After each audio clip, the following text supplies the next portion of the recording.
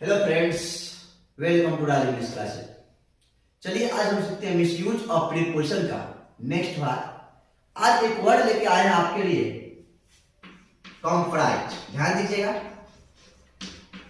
Comprise जिसका मतलब होता है सम्मिलित करना या सम्मिलित होना।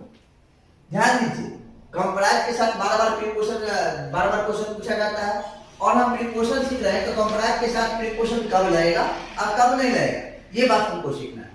ध्यान दीजिए, जब कंप्राइज का प्रयोग एक्टिव फॉर्म में, जब कंप्राइज का प्रयोग एक्टिव फॉर्म में हो तो इसके साथ कोई भी प्रीपोजिशन नहीं लगेगा, नो प्रीपोजिशन।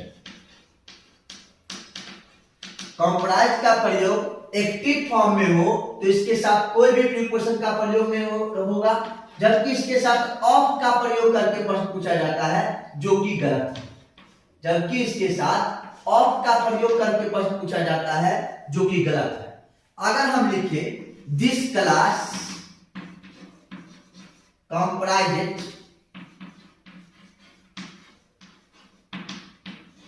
ऑफ 50 स्टूडेंट्स, तो ये सेंटेंस गलत होगा। This class comprises of 50 students, क्योंकि यह सेंटेंस गलत होगा, क्योंकि यहां कंप्राइज एक्टिव फॉर्म में है। एक्टिव फॉर्म में है, एक्टिव फॉर्म में हो तो कंप्राइज के बाद ऑफ का प्रयोग नहीं होता है। ध्यान दीजिएगा, अगर हम इसको लिखना चाहे तो लिखेंगे this class comprises 50 students, 50 students. This class comprises 50 students. जब कंप्राइज का प्रयोग एक्टिव फॉर्म में हो तो इसके साथ कोई भी प्रीपोजिशन का प्रयोग नहीं होता है, जबकि इसके साथ प्रीपोजिशन ऑफ का प्रयोग करके प्रश्न पूछा जाता है जो कि गलत है। जब कंप्राइज का प्रयोग एक्टिव फॉर्म में हो तो इसके साथ कोई भी प्रीपोजिशन का प्रयोग नहीं होता है, जबकि इसके साथ ऑफ का प्रयोग करके पूछा जाता है जो कि गलत है। जैसे हम लिखे this class comprises of 50 students, तो ये गलत हो जाएगा। This class comprises 50 students. अब देखिए, जब कंप्राइज का प्रयोग पैसिव फॉर्म में हो, जब कंप्राइज का प्रयोग पैसिव फॉर्म में हो तो इसके साथ हमेशा ऑफ लगता है। जब कंप्राइज का प्रयोग पैसिव फॉर्म में हो तो इसके साथ प्रीपोजिशन ऑफ लगता है। अगर हम लिखे दिस क्लास इज कंप्राइज, देखिए इसके बाद V3 आ गया, इसका मतलब सेंटेंस पैसिव में है। 50 स्टूडेंट्स, 50 स्टूडेंट्स, तो ये सेंटेंस गलत हो जाएगा, क्योंकि यहां दिस क्लास इज कंप्राइज, मतलब इज के बाद V3 है, इसका मतलब सेंटेंस पैसिव फॉर्म में है और आगे प्रीपोजिशन नहीं आया है, इसलिए यह सेंटेंस गलत होगा।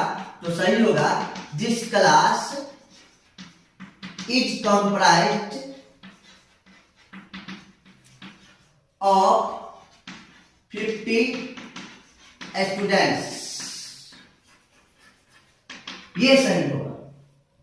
This class is comprised of 50 students, no कि this class is comprised 50 students.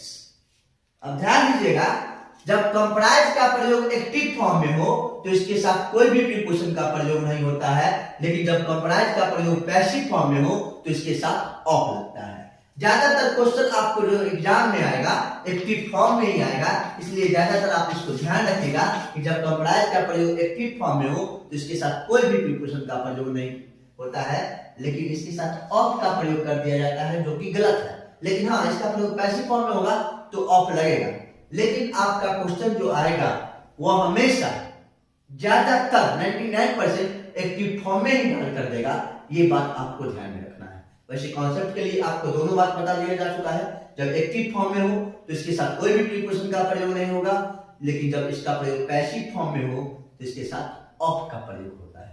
तो आज हम सीखे हैं कंप्राइज के साथ ऑफ का प्रयोग कब होता है और कब नहीं होता है। जब इसका प्रयोग एक्टिव फॉर्म में हो तो ऑफ, कोई भी प्रीपोजिशन का प्रयोग नहीं होता है, और जब इसका प्रयोग पैसिव फॉर्म में हो तो इसके साथ ऑफ लगता है।